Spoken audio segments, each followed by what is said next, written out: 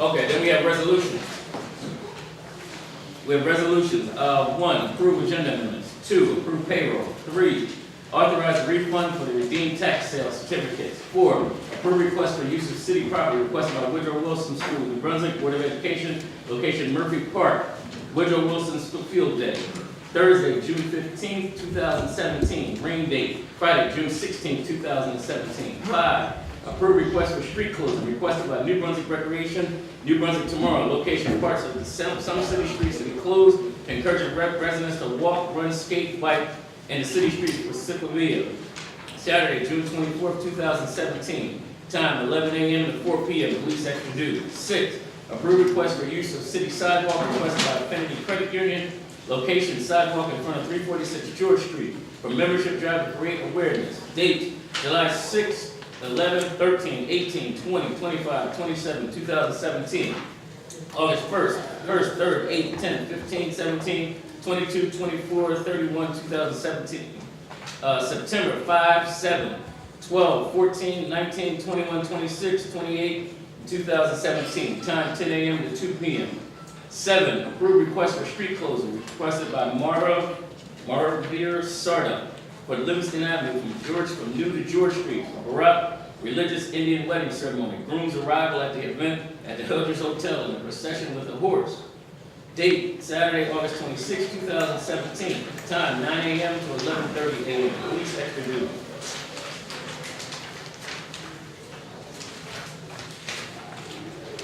Eight, approve amendment resolution, R-031-0755. Reason to pay additional legal fees in the amount of $2,006 to Mitchell Mitchell, police officer Andrew Weiss in the matter of Rodriguez et al. Versus police officer Andrew Weiss, from $33,619 to $35,625.95.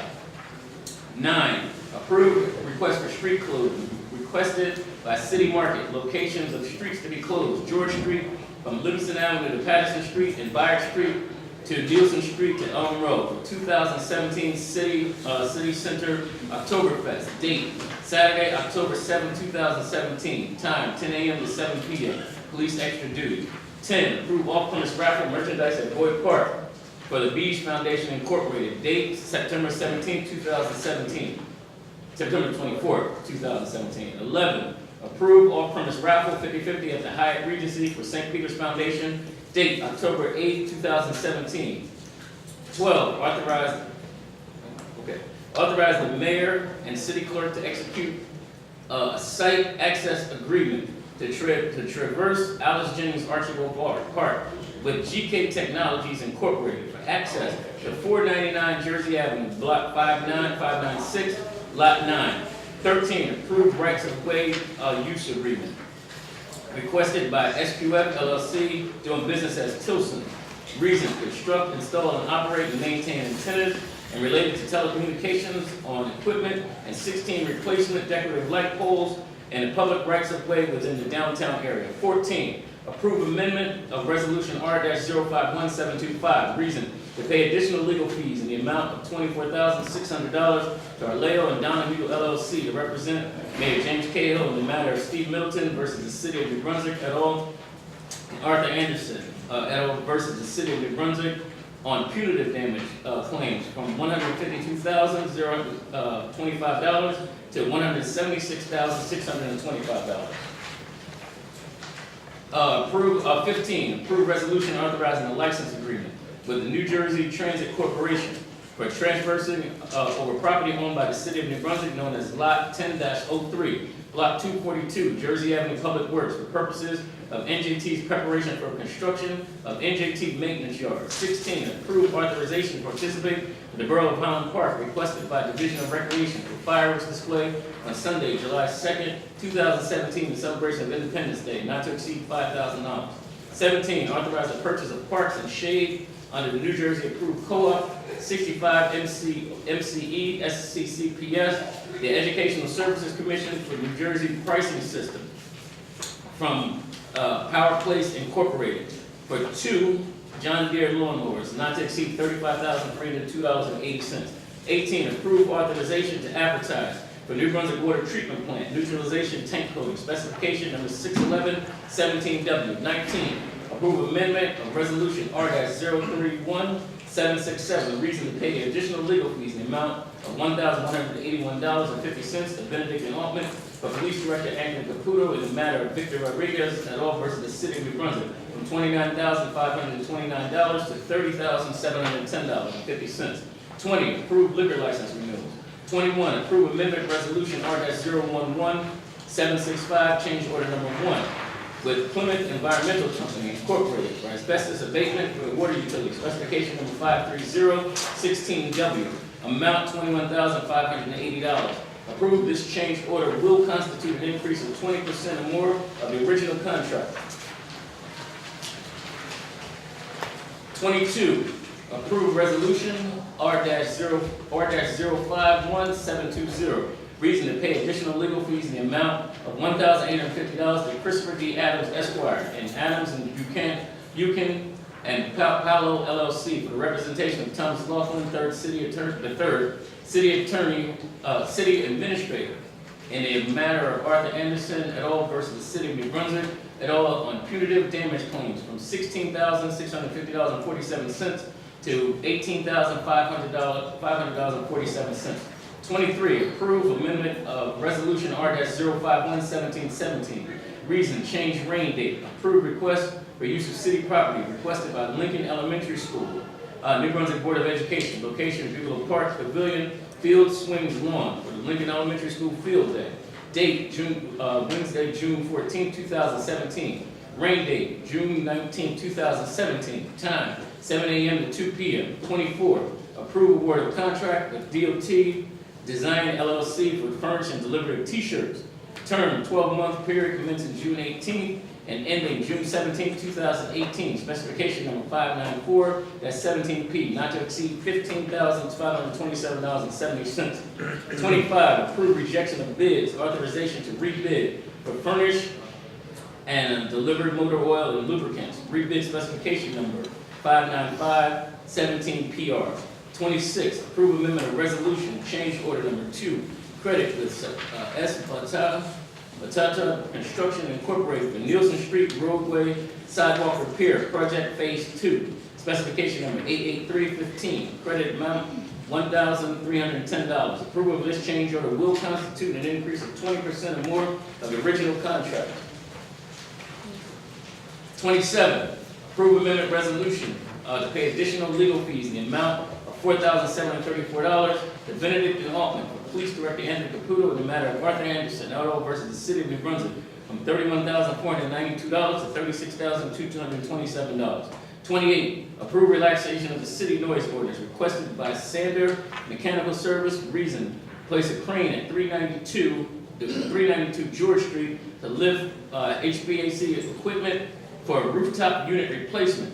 Project at Harvest Moon Restaurant. Saturday, June 10, 2017. Alternate dates. Saturday, June 17, and June 24, 2017. Time, 8 a.m. to 1 p.m. 29, approve award of contract with Pelka Construction Incorporated, LLC for Bugalo Mansion repairs and renovations. Specification number 597, 17P, not to exceed $435,650.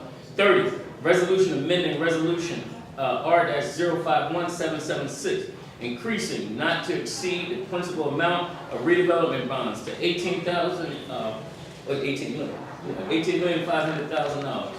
31, resolution of the City of New Brunswick and the County of Middlesex, State of New Jersey, designating the Chief Financial Officer as the individual to conduct a temporary hearing regarding the city's redevelopment area bonds, New Brunswick Cultural Center project. 32, approve request for city property requested by New Brunswick High School, New Brunswick Board of Education, and New Brunswick Recreation. Location, Memorial Stadium for the annual Jonathan Casillas Forward Progress Camp. Date, Saturday, June 17, 2017. Time, 8 a.m. to 5 p.m. 33, approve amendment of resolution, reason to pay the additional legal fees in the amount of $5,219 to Benedict and Altman for Police Director Anthony Caputo in the matter of Steve Middleton et al. Versus the City of New Brunswick from $40,512 to $45,731. 34, authorize the city engineer to execute New Jersey Department of Transportation permit application for utility opening for the replacement of the sanitary sewer lateral at 19 US Highway 1, New Brunswick, New Jersey. 35, approved chapter 159 budget insertion. New Jersey Department of Law and Public Safety for the 2007 Safe and Secure Communities Program. Amount $60,000. 36, approved chapter 159 budget insertion. State of New Jersey Office of the Attorney General for 2017 Clicker Ticket Grant. Amount $5,500. 37, approve amendment of resolution R-02119. Reason, Porta-Johns replaced at the backfield adjacent to the charter school. Request for the use of city property requested by Red Shaw Elementary School. Board of Education, location, Youth Sports Complex Teen Center for the Red Shaw Elementary School Field Day. Date, Friday, June 9th, 2017. Rain date, Monday, June 12th, 2017. Time, 8 a.m. to 3 p.m. 38, authorize the tax collector to several tax and utility overpayments on several accounts. 39, authorize the refund against the block 3460, lot 027, 21 6th Street to Pinnacle Realtors and Associates against the water account 1-16-0049-00 in the total amount of $279,010. 40, $279.10. 40, approve amendment of resolution R-121654. Reason, additional amount of $17,760 with HD Supply Waterworks for furnished and delivery of cold water meters and trans receiver units, MXU accessories, specification number 571-16W, not to exceed $17,760. Approval of this will not constitute an increase of 20% or more of the amount of original contract. We have items for discussion by council, then public discussion, and so on and so forth. All right, then we have the public hearings. No add-ons. Huh? No add-ons. None? Okay. No public hearings. Well, we have public hearings, but Okay. it should be relatively quick. All right. Okay, here we go. All right. Meeting will come to order. Clerk, please. Call Council the roll. Vice President Anderson. Here. Councilmember Egan is absent. Councilmember Escobar. Here. Councilmember Socorro Ludwig. Here. Council President Fleming. Here. Please be advised that the notice of requirements of the Open Public Meeting Act will be complied with and satisfied in the annual notice which gave sufficient notice and time and place and conduct of all public meetings of the municipal clerk of the city of New Brunswick has been filed with the city clerk and has been placed on the appropriate bulletin board in the lobby of City Hall, New Brunswick, New Jersey, and has been transmitted to the official newspaper of the city of New Brunswick, namely the Home News. Will you please all rise for the pledge of allegiance?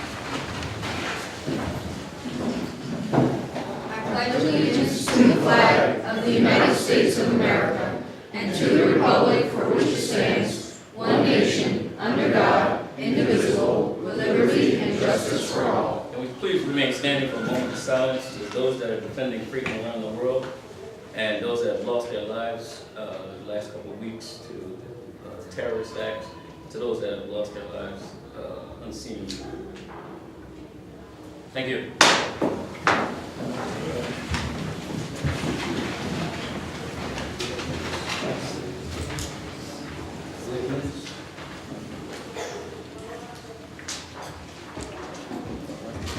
Yeah, we do. All right, we got minutes first. We'll make a motion and move the minutes. So moved. Second. Council Vice President Anderson. Yes. Councilmember Escobar. Yes. Councilmember Socorro Ludwig. Yes. Council President Fleming. Yes. All right, so we have no quorum? No, we have to go through the announcement of them as we've done in the past. If we Okay. can, Mr. Council President, members of council. The first item under public hearing schedule is the continuation, termination of conditions on ABC license Platinum Lounge, trading as Perlay and Glow, liquor license 1214-33-079008. I'll read the special conditions that were imposed at the last time of renewal. I will advise the council that counsel for the licensee has forwarded to my office a letter advising that the licensee does not object to the reimposition of the special conditions that were imposed by this council at the time of renewal for 16-17. But those special conditions are as follows. The licensee shall limit its maximum occupancy for the licensed premises to a total of 399 persons. Licensee shall cease the practice of conducting teen nights or 18 to enter, 21 to drink events at the premises. Number 3, the licensee shall comply with all New Jersey state statutes, New Jersey ABC regulations, and local City of New Brunswick ordinances regarding advertisements and promotions relative to events at the licensed premises. Number 4, the licensee acknowledges that the New Brunswick Police Department and/or New Brunswick Fire Department are permitted to and will conduct periodic inspections of the licensed premises at the respective department's sole discretion, and the licensee shall comply with all requests of the respective department during said inspection. 5, the licensee shall not allow, permit, and/or suffer in or about the licensed premises the consumption of alcoholic beverages by persons under the legal age to consume alcoholic beverages. And 6, the conditions placed upon the licensee shall continue at the annual renewal of same, and licensee hereby consents to and agrees to within conditions subject to modification and/or removal of part or all of said conditions by the City Council of the City of New Brunswick at the City Council's sole discretion. Those being the special conditions, Council President, members of council, what I would recommend is that you open it up to public comment. Anyone want to comment on these special conditions on this license can do so in closed comment, and if that's the recommendation of council, your next council agenda will contain a renewal resolution with these special conditions contained therein. Would anybody from the public like to speak on these conditions? Reminder, 5 minutes. Good evening, Charles Cradinal, New Brunswick Today. I wanted to ask, can you tell me who the representative is for Platinum Lounge? The attorney is James Casaro, who represents the licensee. Okay, and is Mr. Casaro here today? No, I do not see him here. Okay. Well, I would just encourage the council that there's a reason that you're supposed to have these hearings, and I think that the party, the business should have to send a representative. You should request and require them to do that before you just allow the status quo to continue. I think that it's tantamount to a judge in court saying, well, the defendant doesn't have to show up today, he doesn't have to send a lawyer, we're just going to move this along. I think that Mr. Casaro should be here, and I know that he's a former New Brunswick police director, so I think he should be held to the standard of coming to these meetings, not the standard that the current police director is not coming to these meetings. So thank you. Would anybody else from the public like to speak on this specific license? Seeing none? Close the hearing. Okay, close this hearing. If it's the council's pleasure, these special conditions will be reimposed at the time of renewal. The next item on the public hearings section of your agenda is continuation of special conditions on Kelly's Corner, Inc., trading as Kelly's Corner, liquor license 12-14-33-028-006. With respect to this particular licensed establishment, the special conditions imposed at the time of renewal for 16-17 were as follows. Licensee shall not alter the premises from the layout shown in the sketch plan previously furnished by licensee and approved by the City Council by Resolution R-061306 and on file with the City Clerk without first obtaining further approval of council by resolution. 2, there shall be no live music or live entertainment provided that this shall not preclude the playing of a jukebox or television set. And 3, the above license is granted subject to compliance with Ordinance O-029609 as amended relative to educational requirements for managers. I will advise the council I have not received any communication from the licensee or a representative of the licensee objecting or communicating that they would consent to these particular conditions. And may I suggest that you call out and see if there's a representative here this evening? Is anybody representing either side in this specific, Kelly's Corner. Kelly's Corner? Seeing none. Seeing none, we can open the we'll open up public hearing. to public comment. Would anybody like to comment? Remind you that there's 5 minutes for public comment. Good evening, once again, Charles Craddock, New Brunswick. Again, I think that they should send a representative. Can you tell me why why one of the conditions is education requirements for managers? What prompted that? Well, that's a city ordinance that has to be complied with by all licensees in the city of New Brunswick. Called the TAMS course as well, which educates the dispensing of alcoholic beverages in a safe and reasonable manner, how to operate your establishment, etc. Technically, Laura is the expert in the area, but I don't think we need to explain it any further. That probably covers it. Okay, was there another condition, or was that the only condition that they have? No, that one, the no live entertainment in the sketch, which is another condition that's Right, keeping to incumbent the, upon each particular licensee as well. I think the history on this particular establishment was they were moving things around, so we wanted to make sure it was clear in the resolution that they would not change the layout of the establishment. and how long have they had the condition for the TAMs and the training? Well, the ordinance has been in effect since '09. This particular sketch for this establishment has been approved and on the renewal since 2006. Okay, and the training has been a requirement for how long? The ordinance has been in effect since '09. No, I can't tell you how long the training has been in effect. It's been around a little while, but I don't have recollection. We can get you that. Effective law, maybe yesterday. Sure, just one last question. Was there any specific reason for this to be a condition? Was there a problem with the management? I don't Manager. consider it regulation, No. to be honest. Okay, thank you. All right, anybody else from the public would like to speak on this specific license? All right, close the public hearing. So if the council so inclined, this license will be renewed with those special conditions. Yes. All right, the third item is the continuation of special conditions on La Famosa Inc., trading as La Famosa, liquor license 1214, 33045-003.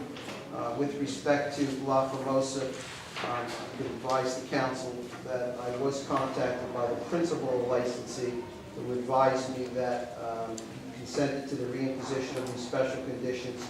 Thought he might come here tonight, but potentially thought he had a conflict. I don't know if he's here, but let me read the special conditions before we open the public hearing. Number one, licensee shall control loitering in the area adjacent to the licensed premises by posting signs and/or by calling police for assistance. Two, licensee shall provide distinctive attire for security personnel which identifies their status as security personnel. Three, licensee shall maintain a video camera on the exterior of the licensed premises and shall annotate all film for time and date and maintain said tapes for at least 15 days. Four, licensee shall not alter the premises from the layout shown in the sketch plan previously filed with the city clerk without first obtaining the approval of council by resolution. And five, licensee shall be in compliance with ordinance 0-029609 as amended relative to educational requirements for owners and managers. Same condition we talked about a little while ago.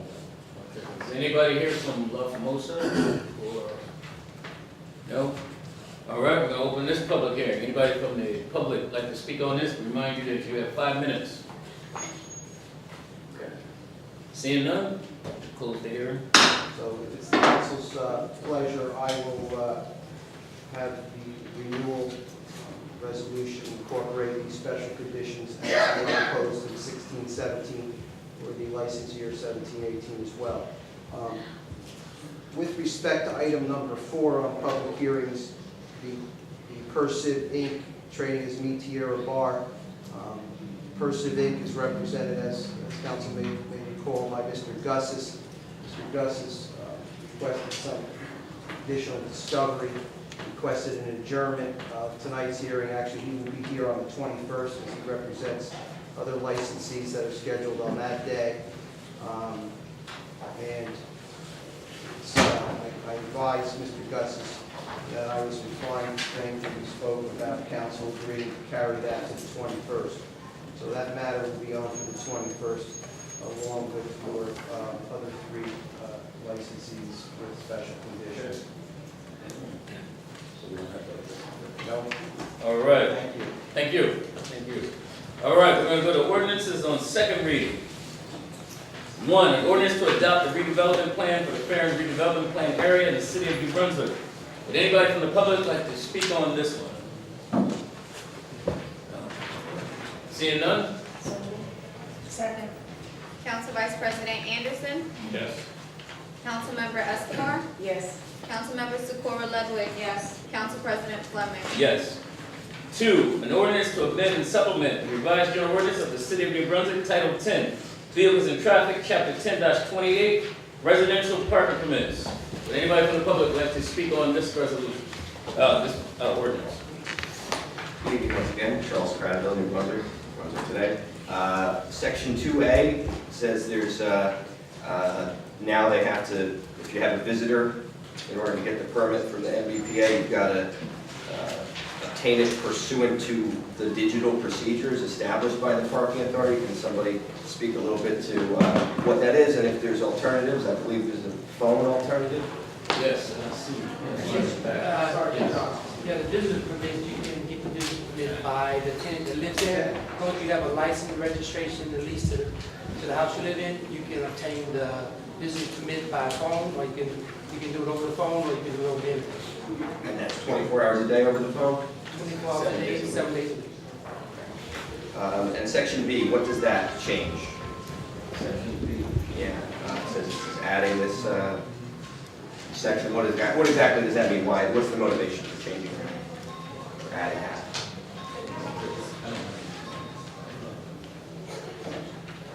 Well, the language, if I can, the language is existent from the old ordinance. I think we just took out the reference to the actual paper application. So this doesn't change anything No, no, we're substantively not about limiting, how the we're parking not cutting permits? down the number of permits that can be so issued. If there was some language in there that specifically referred to the physical obtaining or application for it, now that it's going digital, we wanted to make it consistent with the process. Understood. So it's still 2 plus a visitor. Two plus a visitor. Yes. Yes. And is there any maximum on the amount of time a visitor can stay? Can you call up and say, I want a visitor permit, this guy's going to be here for the next month, year? Visitor. Well, you can maintain the business permits the same way you do your home. There's no max time period. You can take one off, and in a matter of minutes, you put another one on. Terrific. Thank you very much. Thank you. Anybody else from the public? Seeing none? So moved. Second. Council Vice President Anderson. Yeah. Councilmember Escobar. Yes. Councilmember Socorro Ludwig. Yes. Council President Fleming. Yes. All right, and we have number 3, an ordinance to amend and supplement the revised general ordinance of the city of New Brunswick, Title 8, Health and Safety, add new chapters, identification card program. Anybody from the public? Oh, okay. I'm sorry. Yes, come on. Public, Mr. Chairperson, Bob Belvin with, in New Brunswick, also Director of the Public Library. The most important thing about a municipal identification card is that people have faith in it. Those who have the cards must be comfortable that when they present it, it will be accepted. Those who accept the cards must have faith that the person it identifies is the person presenting it. Most of us take for granted being able to identify ourselves, and we do not realize how often we are asked for picture ID. But for seniors, domestic violence survivors, the homeless, and young people, as well as the undocumented, having a convenient method of identification is vital. Most cities have started issuing, or many cities have started issuing municipal ID. Some of the benefits are, besides what I think is the most important, serving as a public library card, are easier access to city services, entry into buildings like schools that require picture identification, and permitting employers to verify the identity of job applicants. It is critical that persons applying for the card know that their privacy is respected. The library will not be keeping copies of any of the documents that are presented. As with any library card, there is a record of the name and address for that, what we would call a library card number, as there is for any of the other 12,000 patrons of the public library. Those names and addresses are protected not just by the terms of the ordinance, but also by NJSA 18A 7343.1, which restricts a disclosure of library patron information by requiring a subpoena. Two types of documents will be needed. For identification, among other items, it can be passports, driver's licenses, voter registration cards. This is a tough one. Formally incarcerated release forms, counselor identification cards, certified copies of birth certificates, social security cards, national identification cards, current visas, TINs, authorization letters, and electronic benefit transfer cards. For residency, documents can include utility bills, bank account statements, proof of a child's enrollment in school, pay stubs, insurance bills, or in-care letters. The weight of each will vary. For example, a passport would have more weight than a social security card. The library is anticipating that in the first 6 months, about 1,500 cards will be issued. It will not be an inexpensive operation to run. For example, the hardware the library is purchasing will certainly be well over $20,000. For example, there is some magical machine that verifies documents. I don't know how, but it does. And it's $9,000. The charge to the person will be $20 for adults, $7 for children, veterans, the disabled, and senior citizens. To meet the anticipated demand, the library will be trying to make appointments available for 25 hours a week. Thank you. Can I just say this briefly in Spanish, what you just said, for the benefit of those Yeah. who are not able to? Charles, what happened to my? I have it here. Oh, you have it, okay, fine. I don't have it, but I got a gist of what you said, I'm pretty sure. So, esta noche vamos a entrar, va a pasar vamos a votar sobre la ordenanza de la identificación municipal y quien va a ser responsable de emitir esos identificaciones en la biblioteca de Brunswick. El señor Bellamy estaba diciendo que usualmente esas identificaciones son por fe, damos fe de que la persona vive acá y que donde van a utilizarlo la gente va a tener fe de que realmente son personas que viven acá y que las puedan usar, especialmente para aquellas personas que se les hace difícil tener una identificación, como las personas mayores, los discapacitados, los jóvenes. Esto es una forma de lograr que el acceso se aumente, ¿no? En los lugares aquí en la ciudad de New Brunswick.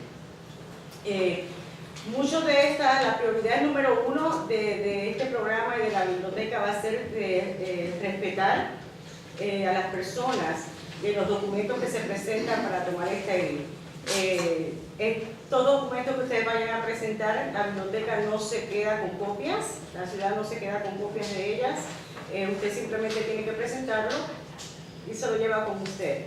Lo único que se queda en la biblioteca, como cualquier otra identificación, la tarjeta de la biblioteca, solo que ellos necesitan es tener un listado, como lo hacen usualmente con la tarjeta de biblioteca. Si sus niños tienen una donde sacan libros en la biblioteca, es una lista con su nombre, dirección y eso es todo. Y esa lista se mantiene en la biblioteca. No dice que es por la tarjeta de identificación, simplemente una lista general. Y esa lista está protegida por un código penal de aquí del estado de New Jersey, que indica que no se le puede dar esa información a nadie a menos que no sea requerida por un juez que emita una orden. O sea que lo que ustedes dan es en privado y confidencial. Y es algo seguro.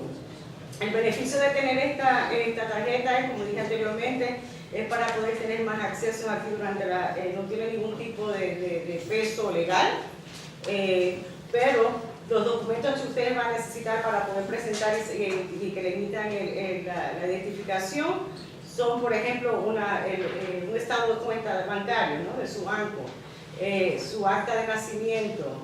Si ustedes reciben beneficios del condado, pues llevar la información de que usted recibe beneficios.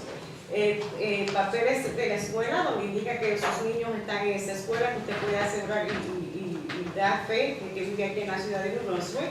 Si tiene un seguro social, también lo puede llevar. Para aquellas personas que han estado confinadas o que están, ya han salido, ellos usualmente le dan un papel donde dicen que ya han podido salir de la cárcel, que están libres. Pues ese papel puede ser que eso también lo pueden, las personas que no tienen identificación y necesitan una y han sido confinados, pueden enseñar ese papel y obtener su identificación por ese modo. El valor de la tarjeta, comparado con lo que hay que gastar para poder implementar el programa, para darle vean cuánto cuesta el equipo, un solo equipo de lo que hay que comprar para poder comenzar a instituir este programa cuesta $20,000. Y esa es una máquina dice, el señor Pueblo dice que es una máquina mágica, porque esa máquina lo que hace es que una vez que se pasan los documentos, verifica que los documentos son veraces y que son auténticos. El cobro va a ser de $20 para adultos y $7 para niños, veteranos, incapacitados e envejecientes. Para poder manejar esto, porque todos estamos bien contentos de esto, tenemos la fe de que si pasa esta noche, van a haber muchas personas que van a querer tomar la ventaja de poder sacar su identificación. Para poder manejar toda la gente que va a ir a la biblioteca a tomar y poder sacarse su identificación, ellos van a dar citas para que entonces las personas puedan regresar una vez tengan una cita y se tomen su foto y tengan su identificación. Y eso es todo por ahora. I'm done. Everybody got that? What do we do now? Oh, public comment. Okay, would anybody else from the public like to speak on this specific? Regrese al micrófono para que podamos escucharla.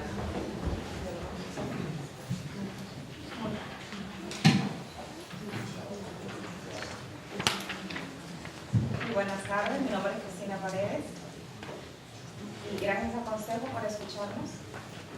Good afternoon, my name is Cristina Paredes. Thank you to the council for hearing us. Bueno, ante todo también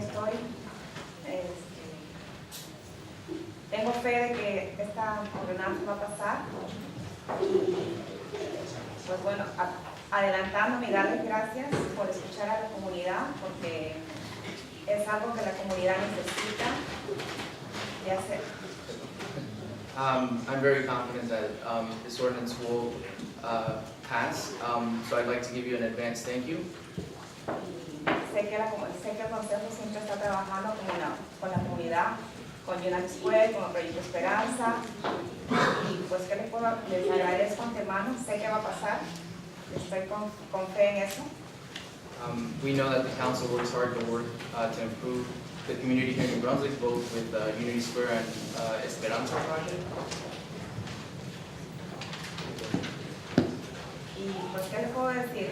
Que esperemos que sigan trabajando, escuchando a la comunidad, a los inmigrantes en conjunto, de toda nacionalidad, raza, porque siempre sabemos que en la comunidad es multicultural.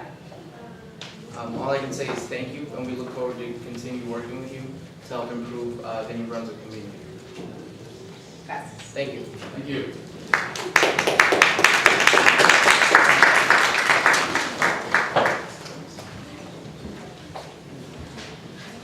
Hola, buenas noches. Hello, good evening. Mi nombre es Odelia Hernández y soy miembro del proyecto Esperanza, igual que Unity Square, y gracias por este evento. My name is Odelia Hernandez. I'm a member of the Esperanza Project as well as participant with Unity Square, and thank you for your time. Bueno, ¿cómo llegamos a este punto? So I want to share about how we got to this point.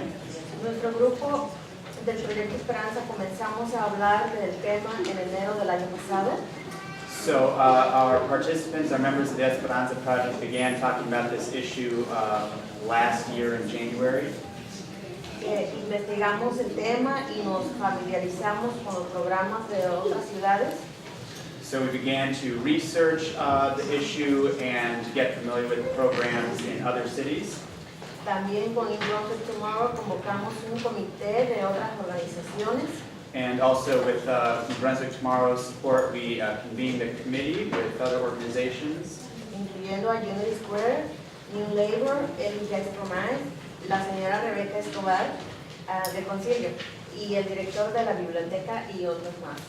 And that committee included representatives from New Labor, Unity Square, Councilmember Rebecca Escobar, Bob Belvin, Director of the Library, and others.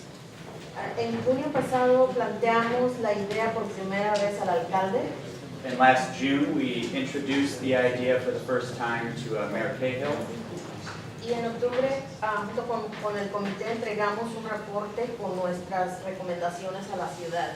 And then in October, with the committee, we submitted a report with our recommendations to the city.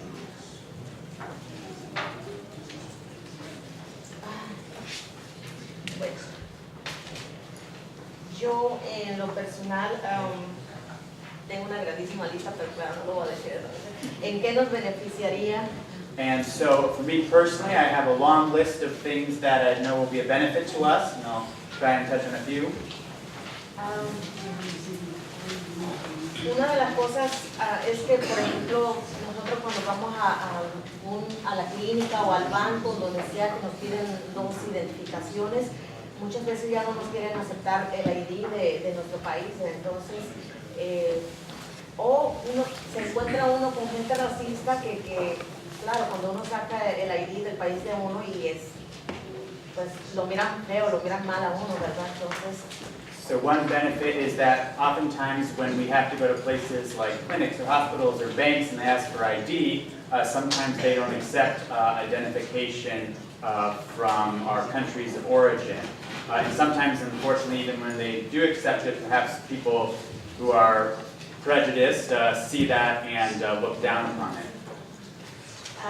otra de las cosas que yo veo que sí nos beneficiará mucho es para nuestros hijos jóvenes, para cuando ellos vayan a los museos, a teatros, cuando salen fuera de la ciudad que necesitan llevar un ID con ellos.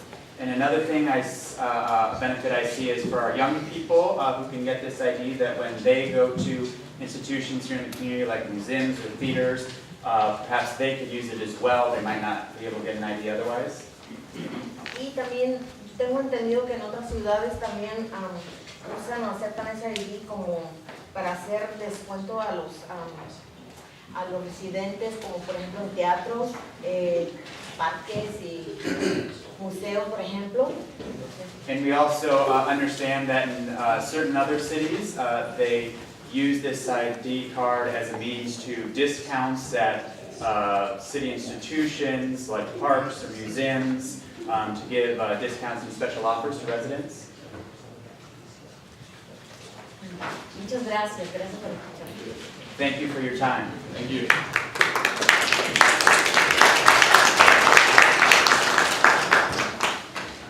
Yes.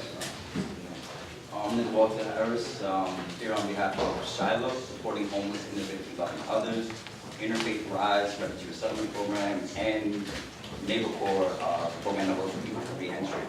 I'm definitely for this bill, for the ordinance, due to the fact that, one, the library is pretty much the homeless living room.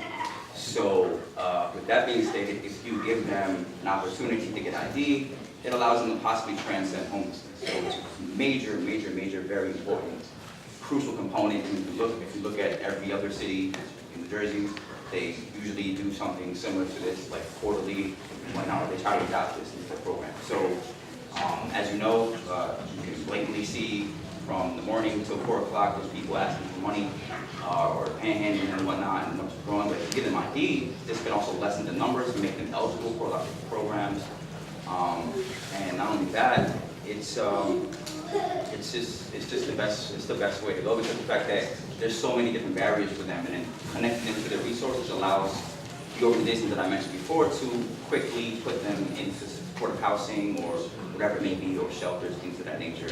So, in respect to just human dignity and for the human rights of the pretty much not only the homeless, but the homeless encompasses everyone, meaning the ex-felon community, the refugee, the asylum, as well as like just people displaced going through hard circumstances. So this is a very valuable ordinance, and I hope that you pass this bill. Thank you for your time. Thank you. Anybody else speak on the ordinance? Seeing none? Second. Council Vice President Anderson. Yes. Councilmember Escobar. Yes. Councilmember Socorro Ludwig. Yes. Council President Fleming. Yes. All right.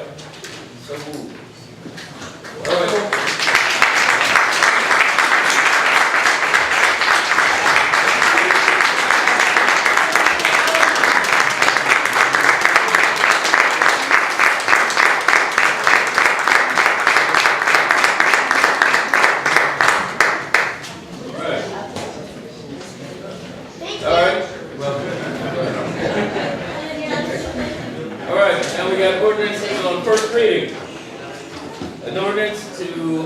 Of the City of New Brunswick and the County of Middlesex, State of New Jersey, approving the application for a long-term tax exemption and authorizing the City of New Brunswick to enter into a financial agreement with the Cultural Center, Redevelopment Associates, Urban Renewal LLC, and granting a tax exemption. Move the ordinance setting down June 21st at 5:30 p.m., same date to be advertised. Second. Council Vice President Anderson. Yes. Councilmember Escobar. Yes. Councilmember Socorro Ludwig. Council President Fleming. Yes. And we have number 2, an ordinance providing for the funding improvements of the theater portion of New Brunswick Cultural Center redevelopment project by and in the City of New Brunswick and the County of Middlesex, State of New Jersey, appropriated $18,500,000, therefore authorizing the issuances not to exceed $18,500,000, bonds or notes to finance part of the cost thereof. Move the ordinance setting down June 21st at 5:30 p.m., same date to be advertised. Councilmember Anderson. Council Vice President Anderson. Sorry. Councilmember Escobar. Yes. Councilmember Socorro Ludwig. Yes. Council President Fleming. Yes.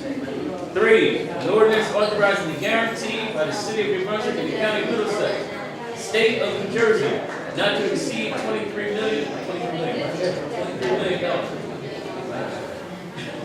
Aggregate principal amount of the City Guaranteed Parking Revenue Fund, Series 2017, of the Parking Authority of the City of New Brunswick. Move the ordinance setting down June 21st at 5:30 p.m., same date to be advertised. Second. Council Vice President Anderson. Yes. Councilmember Escobar. Yes. Councilmember Socorro Ludwig. Yes. Council President Fleming. Yes. 4, an ordinance to amend the supplement revised general ordinance of the City of New Brunswick, Title 13, Public Services, Chapter 13-04, Water Service Systems, Section 13-04-010, Water Rates. Move the ordinance setting down June 21st at 5:30 p.m., same date to be advertised. Second. Council Vice President Anderson. Yes. Councilmember Escobar. Yes. Councilmember Socorro Ludwig. Yes. Council President Fleming. Yes. 5, an ordinance to amend and supplement the revised general ordinance of the City of New Brunswick, Title 13, Public Services, Chapter 13-08, Sewer Service System, Section 13-08340, Schedule A, Schedule of Charges, Sewer Rates. Move the ordinance setting down June 21st at 5:30 p.m., same date to be advertised. Second. Council Vice President Anderson. Yes. Councilmember Escobar. Yes. Councilmember Socorro Ludwig. Yes. Council President Fleming. Yes. All right, so now we have resolutions. We have resolution 061701 through 061740.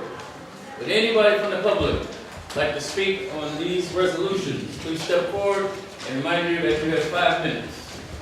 Good evening once again, Charles Cradle, New Brunswick, New Brunswick Today. Start with 712. Can you tell me what this is all about? Mr. Council President, members of council, this is a request by a general contractor who's going to conduct some testing, environmental testing on property not owned by the city, but owned by a private entity located at 499 Jersey Avenue. The request is to have their machine, which is a rubber-tired four-tire vehicle, traverse, actually go over the city park property to access their property to take some samples. The actual traversing process will only take about 15 minutes there and back. 15 minutes, maybe one way. Just one time? Oh, yeah, we're going to go in. They think it could be done in a day, and then that's the extent of it. But obviously, if they're using city property, they have to get permission, they have to provide the adequate insurances, which will be provided for in that agreement. Thank you. 714 is the case against the mayor, Stephen Middleton versus City of New Brunswick. Can you give me an update on that case? Still in current litigation. Still litigation. I believe there is an upcoming trial date on that. Potentially this month, I think. Is it true that it's this Monday? May very well be. Okay. And which judge is it before? Oh, I don't know that. Okay, it's in the Superior Court then, right? Oh, yeah, it's in Superior Court. The case is venue there, correct.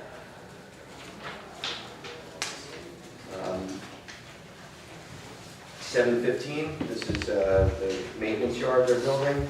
Can you tell me what the nature of the agreement is between the city and NJ Transit? So this is an agreement whereby NJ Transit is in the process of building, developing a maintenance yard for their train cars adjacent to the railroad tracks behind Public Works. This agreement would allow them to come over our property, similar to the one we just spoke about, go back there and prepare for their site work as well. I don't know if Mr. Valeni, who's been involved in the project, wants to elaborate anymore. I think I just about covered it. In the future, there'll probably be another agreement with respect to a permanent easement, because eventually when this matter is constructed, they'll need to access that site. But this allows them to go back and forth for purposes of their initial cleanup and site work. So what, are they using an existing driveway, or are they? There is an existing roadway that leads to the back of the property. Correct. And that's city owned? Correct. 718, the water treatment plant neutralization tank coating. Can you guys learn a little bit about what that is? Water treatment plants. Yes, and please, Mr. Council. Part of our routine maintenance that we do with the modules is periodically, a few times a week, they need to be cleaned. And we clean them with a chlorine solution, and we also clean them with citric acid. Okay. After that washing process is done, the water is removed and it goes into a tank where we neutralize the chlorine or we neutralize the citric acid. We noticed last year that we were having some corrosion issues on the coating that is inside those tanks. So this is exactly the same type of coating we did with the membranes last year. So this was anticipated, we budgeted for it, and we're going to go out to bid for that. Thank you.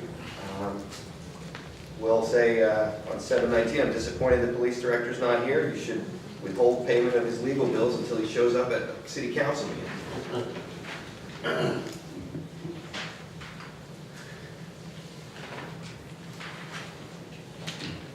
I noticed a lot of police lawsuits. I know I've asked before, is there any kind of like accounting of them all, or any type of strategy to avoid these things? Well, there's actually only 3 police lawsuits. They appear to be a lot, but because there's different lawyers representing different defendants, it looks like a lot. The Middleton, the Rodriguez, and the Anderson case, those are the 3. Those are the only 3 pending in the city, or those are the only 3 on No, today's those are agenda? 3 that you see. Okay, so I think there's 3 on today's agenda, and there's others that are going to cost the taxpayers. So I think the law department should come up with a strategy to see, well, what do these cases have in common? What can we do to avoid them? How can we limit the costs? We live in a litigious society. Yeah, or we could just write it off and say that, but I think they should actually have a strategy to try to avoid it. Try to avoid people suing. Yes, exactly. I think that would be wise. You Is the have law a department to strategy? do that? As the council president just said, we live in a litigious society. There's a right to sue, bring a claim, bring a lawsuit. I don't know how you do that, stop lawsuits. This is the system which we live under. I'll move on. 7:30, is this related to the Cultural Center, Performing Arts Center? 7:30. Correct. Yes. And the next one as well? Correct. Okay, can you tell me the TEFRA hearing, is that open to the public? What is the TEFRA hearing? That's the whole idea, but Mr. Pettix, I'm sure, could give us a little more detail. Sure. Council President, the TEFRA stands for the Tax Equity and Fiscal Responsibility Act of 1982. And under that act, it requires that any public financing that's tax exempt, that's going to be going to a non-governmental purpose, that you hold a hearing. And since in this case, these general obligations we're supporting the theater project, which is a 501c project, we have to have a hearing. And to answer Mr. Cradiville's question, yes, there will be a public hearing. It's scheduled for June 21st at 4:30 here in the council chambers. Oh, great, I can make it. But that's just about it. I did want to ask about the last one, 7:40. What's the need for the resolution being changed? The amount of the deal for the water meters? We want to acquire additional cold water meters for installation. So you're purchasing more, how many more? Mark? 148 148 additional. additional. This is a stopgap before we go out to bid for 2017. Okay, and can you tell me, you ever found out anything about the water meter that the police seized from me? I would advise council not to speak about that since I don't believe that it's within our purview. It may be something that's being handled across the street, so I don't. Well, I don't know about that, but I do want to know, what is the procedure for disposing of old water meters? So these will have a life of 10, 20 years. What is? The resolution talks about acquiring new meters. If you want to talk about that during public comment, you're welcome to. I think it's a fair question. What do you do with the meters when they're done? Like, do you recycle them? Do you throw them in a ditch? What do you do? We either auction them off, or when we bid for new meters, we require the new bidder to write into their bid procedure a discount for taking the old ones back. Thank you very much. Thank you. Anybody else in the public speak on the resolutions? Seeing none? Second. Second. Council Vice President Anderson. Yes. Councilmember Escobar. Yes. Councilmember Socorro Ludwig. Yes. Council President Fleming. Yes. All right, then we got items for discussion. I just want to congratulate the the Hungarian community. It was an excellent Hungarian festival. We've been doing it in the city for about 42 years. And once again, somehow we did come up, it's been great weather for the last couple of weeks, and they should be commended for that. Also, next week will be the Juneteenth celebration in the city of New Brunswick. Do I see Committeewoman Smith, is she here? Yeah. Yes, can you just brief us on that real quick?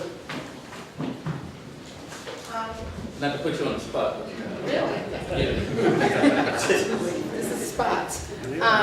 The parade will start with the Vulcan Pioneers, the African American firefighters in the community. We're going to be celebrating our Juneteenth. We did it last year, it was a success. We'll be starting with a parade starting at George and Remsen in front of Tabernacle.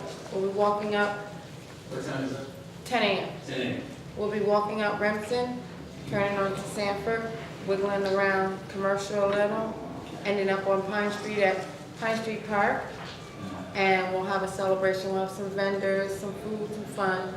Just fun. Okay, it's next week, all right? Next week. Next Saturday. 10 Okay. a.m. Thank you. Any other?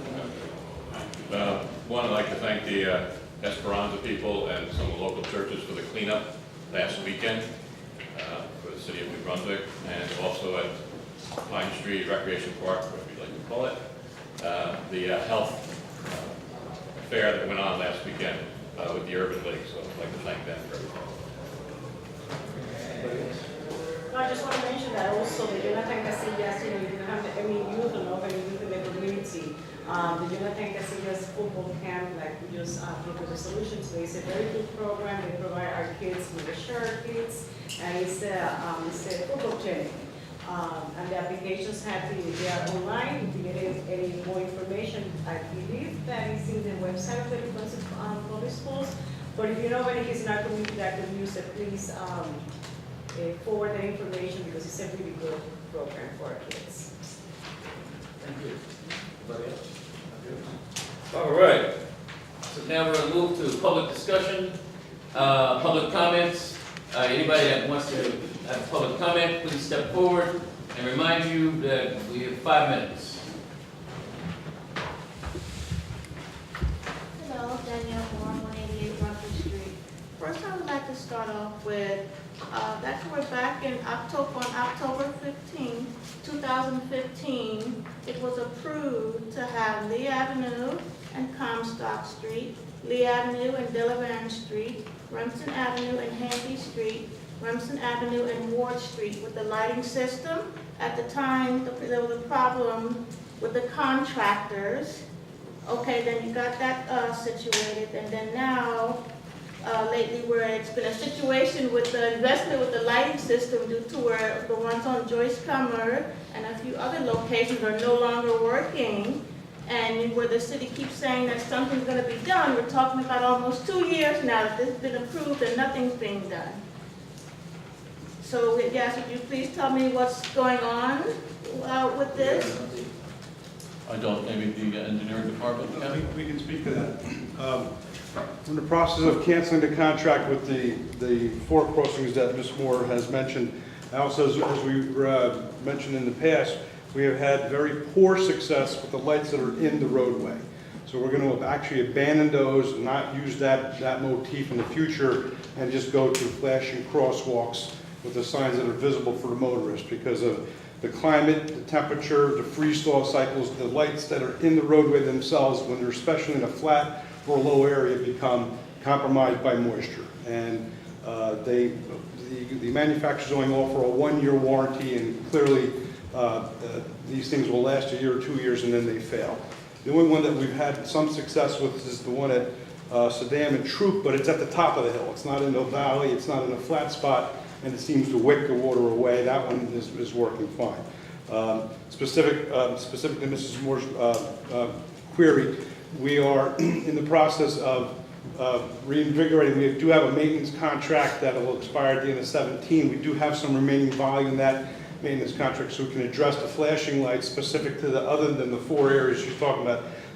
Joyce Kilmer and I believe it's Delavan, Joyce Kilmer and I believe it's Rutgers, and Joyce Kilmer, I think it's I want to say it's Baldwin Street, but I could be wrong. It could be, no, sorry, not Baldwin. It would be not Townsend, either Townsend or Welton Street, one of those two there. There's also in the road that have failed. So we got to invigorate our effort to do the flashing crosswalks, and again, our goal is to have it before the winter, and get these things completed.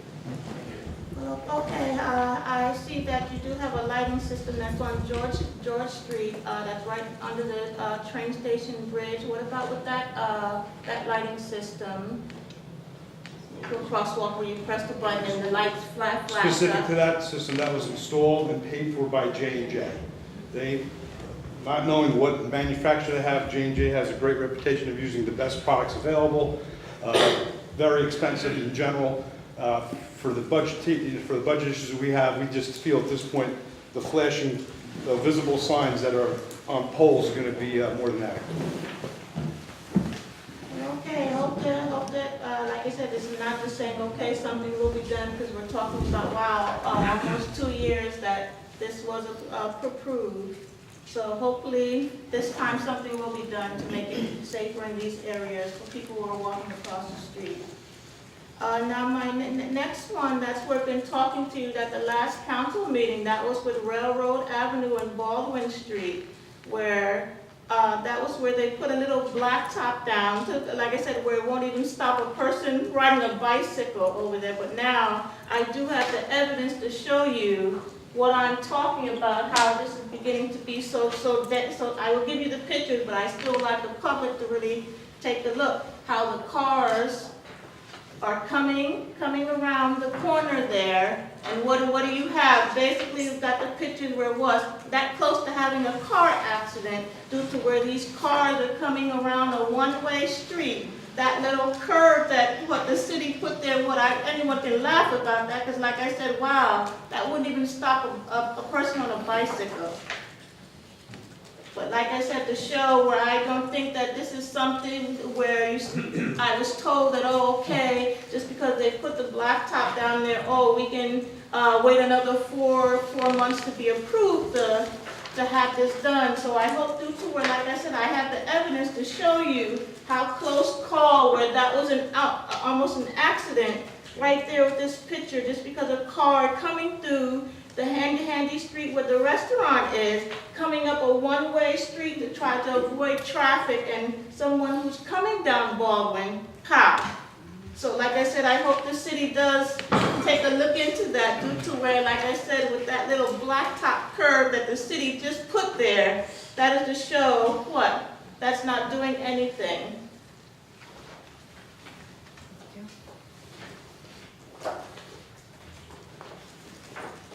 And then also due to where I mentioned last year, due to where we've been talking about the parks being upgraded, where it was mentioned last year, that was where for Harvey Street Park, that's where, wow, what an old water fountain where rusted, where the city was talking about replacing the water fountain for Harvey Street, but that has not been done, where it feels the same thing also for Baker Park with all this rust on it. Is this really safe for our children to be drinking this water? Like Mr. Charles, he has a very good point on water things, but these water fountains, they don't look safe for the children to be drinking due to where school is out within so many weeks, kids will be going to the park, having recreation. So I see that you are upgrading a lot of parks, so I hope you do upgrade these two parks with these old water fountains, like I said, with so much rust all over them.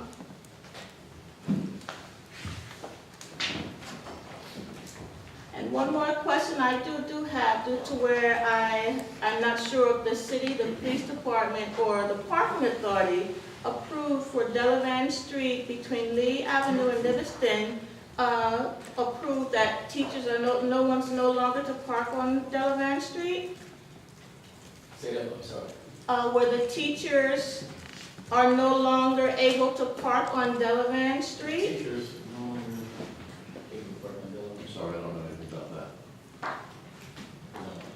that. That was where how they said first the police department, then one police department saying that the parking authority, but there has been no order where no more parking on Delavan Street. Sure. Yeah.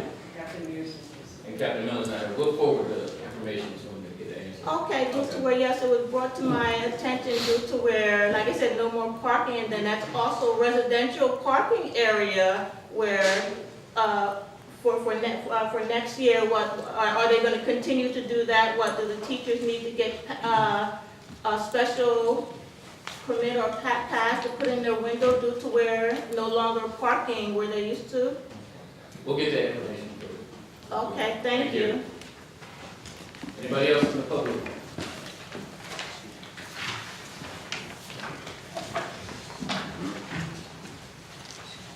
Good evening once again, Charles Prattville, New Brunswick today.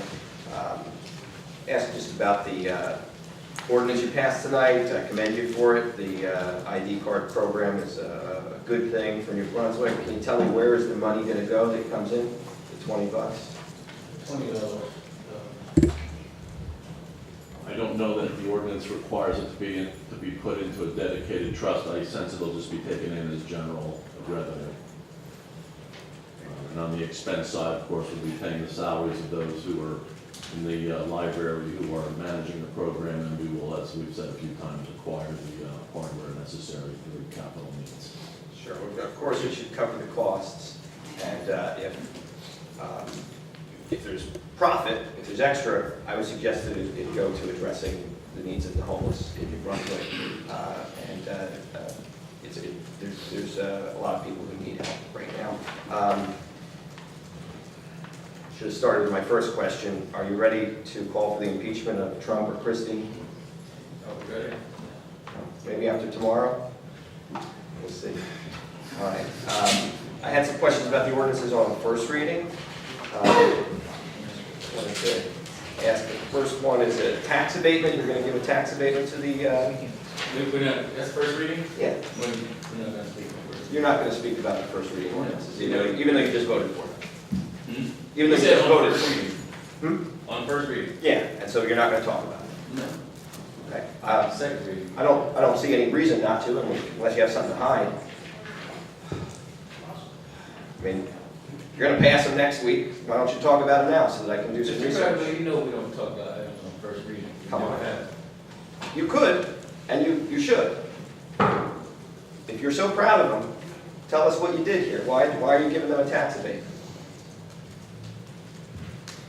You want to go with your time, we're not going to answer the questions on first reading. Okay. Well, you got to answer some questions about this. I have something for you. I need to ask, can you please ask the city clerk if any of the cartridges from the voting machines yesterday were misplaced, even for a few minutes?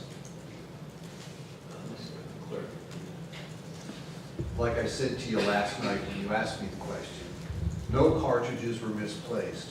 There are 28 cartridges. We received 28 cartridges. One of the cartridges did not work. We returned it to the Board of Elections with the rest of the cartridges. When they inserted the cartridge into the reader, it worked. Thank you. Can you tell me, do you know which district it was? It was Ward 1 district, no, Ward 2 District 1.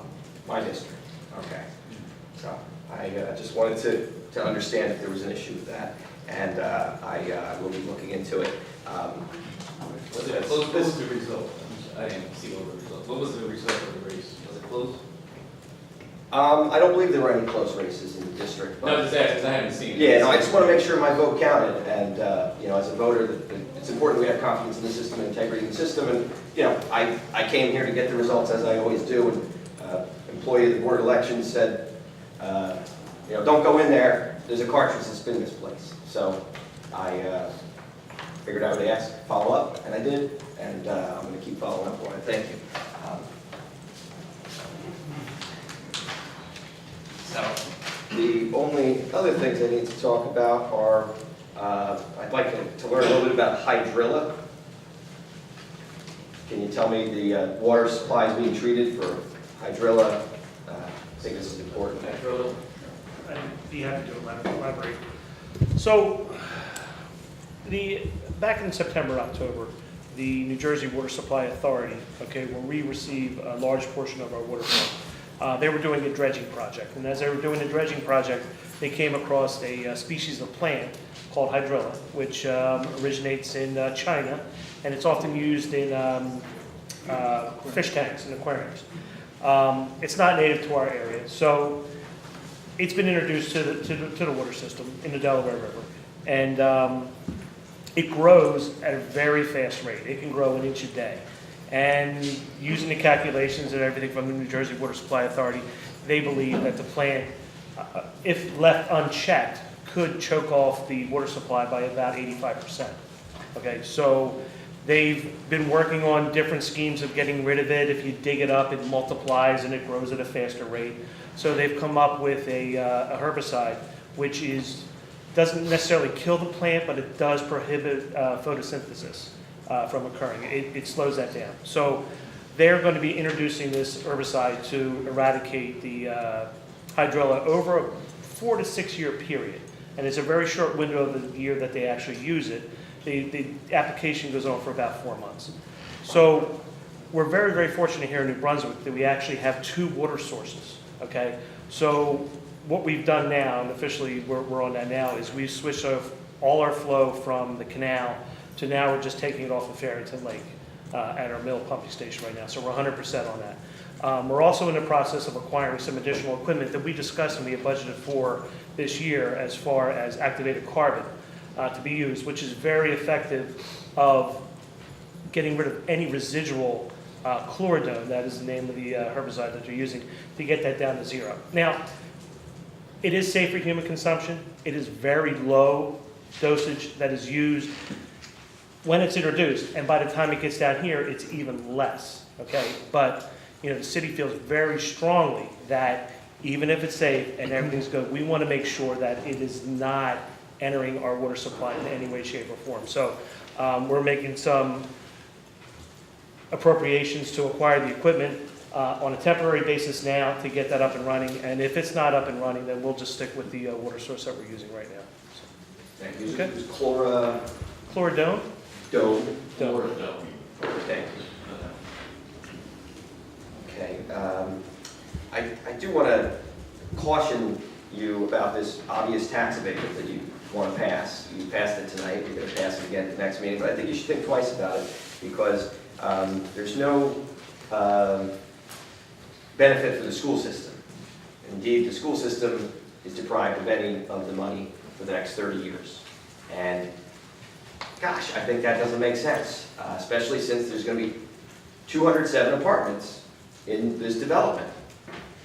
Conceivably, there might be some kids living in the development that use the school system. And can you explain why you want to pass a tax abatement for this?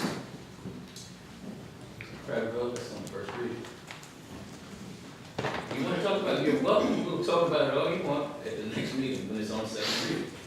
I just want you to own your actions. If this is something to be proud of and supported, then stick up for it. Why are you going to throw procedural obstacles in the way of a fair question? It's not a procedural obstacle. You're supporting tax abatements. You're an educator. Is this good for school systems or not? Private vote, we'll answer that on the second reading. You will? Or do I have to come here and ask it again? Or will you present your viewpoint on this before you pass it? Or will you just pass it quietly like you do most of the ordinances?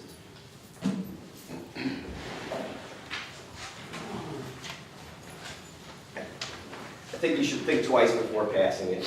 It needs just a majority vote, right? 3 votes. If 3 of you can be brave, you can stand up against that. They can still build the building. They'll still build the building. It's just the school system will get a benefit instead of not. So I encourage you to do that. Can I ask, who does the background checks for the New Brunswick Fire Department?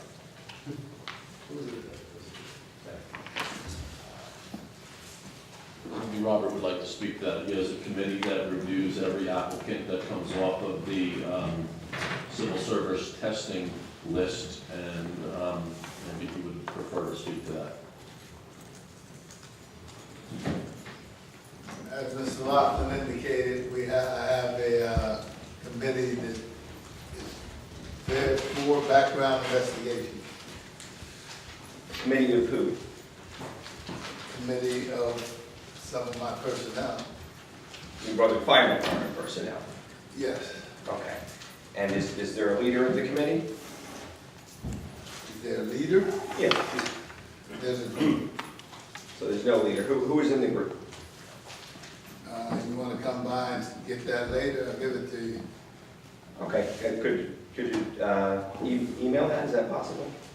If you want to come by, I don't mind coming by. I'll stop by, we'll find the time. Sure, yeah, yeah. And I know my time's up, I'll ask more questions later, thank you. Thank you. I have a follow-up question to that, Mr. Rawls. When did the procedure come, it used to be with the police department, correct? Investigators from the police department used to do the background checks? Yeah, And when was that changed? that was changed in 95. Oh, okay. All right, thank you. Anybody else from the public who'd like to speak?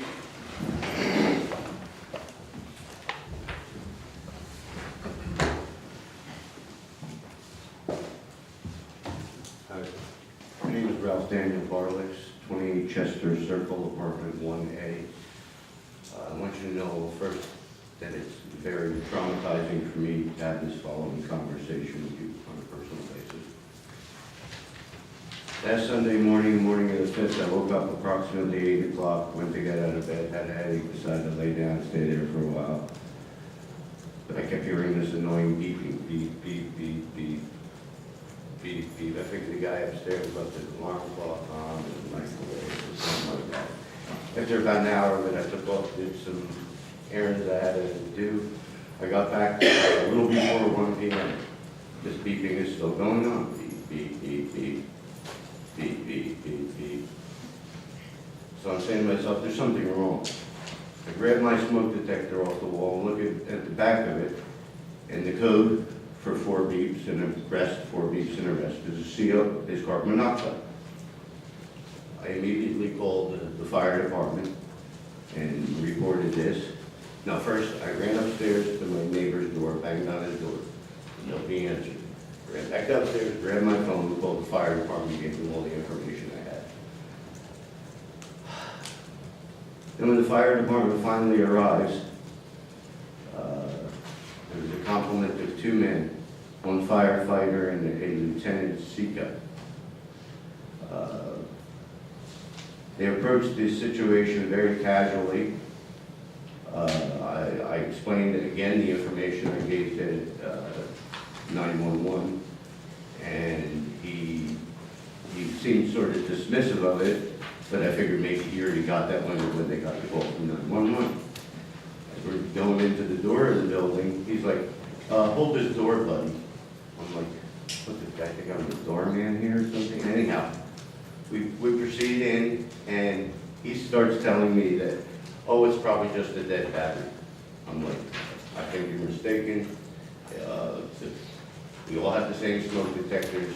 This has been going off since like 8 o'clock this morning, and it's a code for a CO2. Well, it's probably just a bad battery, and you know, they get, and some kind of excuse, but the other woman, I went around to the other apartments before they got there, banging on their doors, letting them know there's a CO2 situational alarm, and that they should at least open their windows for now and make sure they have fresh air in the unit. By the 3rd time, he's trying to convince me that it's just a battery. He's telling me and this other woman there that don't worry, we know what we're doing, and trying to reiterate this stuff. I'm like, listen, this is not true. It says right on the back of the smoke detector, 4 beeps is a CO2 alarm. I want you to make entry. For the 4th time, he says it's probably just a battery, and then turns around and refuses to make entry into that apartment. He says, I'm not going to enter that apartment just for a CO alarm.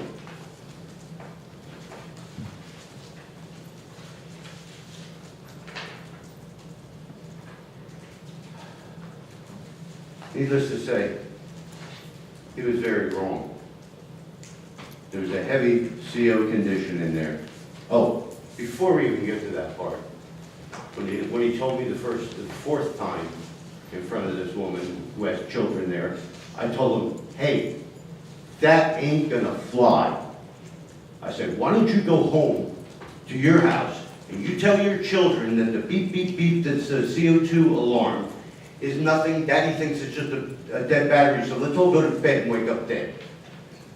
I think that got to him a little bit. He stormed out of the hallway and out to the street. As I was going to talk to the same woman there in my building, I hear him telling somebody else outside, oh, it's probably just the battery. Well, by then, somebody from the complex came and opened the door, and it wasn't just a battery. There was a heavy CO condition and a gas leak. This is how this was handled. This person approached this like he was picking up lunch, you know, at the deli. This is an emergency. This is why I called 911. I gave them the emergency. I alerted, you know, the neighbors. I tried to do everything I can going up and down those stairs 5 times. You know what I mean? And then they get there and they treat it like it's nothing. If he walked in that door and my neighbor was laying dead on the floor there while he was standing there doing nothing, then what? It was complete disregard for any sort of protocol there is. Where do you go showing up to a fire when you don't even put your gear on? Gee, isn't there insurance issues with that? About showing up to an emergency and not being properly dressed? That with the door. Gee, every fireman in the world I know has a couple wedges in his pocket, one for doors, one for sprinklers. They had a whole truck full of tools. They couldn't figure out how to pull anything off, so he grabbed my flower potter out of my garden and put it in front of the door. Because nobody wants to stand there and be his doorman. Thank you. Director Rule, procedure, can we follow up with that? I'd like to express a little more, if that's okay. We have 5 minutes, sorry. Is my 5 minutes up? Yes. Yeah, I received the report from the lieutenant. This gentleman did call the station, talk to one of the deputy chiefs who gave him my number to call me. I didn't call the station, he gave me that number on the scene. I didn't get the call, so this is the first I'm hearing what he had to say about the incident. But I will follow up and I will investigate it. Thank you. May I just make one more comment? That's not good enough. You lost our respect and we don't trust you anymore. You have an emergency condition that's treated like nothing, and then you're treated, and we didn't even get to the part where afterwards your lieutenant comes out and throws his helmet on the hood of a vehicle, and I say, hey, you want to get the crap off the front of the hood of that truck? He turned around, what is it, your truck? I said, yes it is. And does it matter whose truck it is? We'll have them follow up. Thank you. Anybody else from the public? Yes.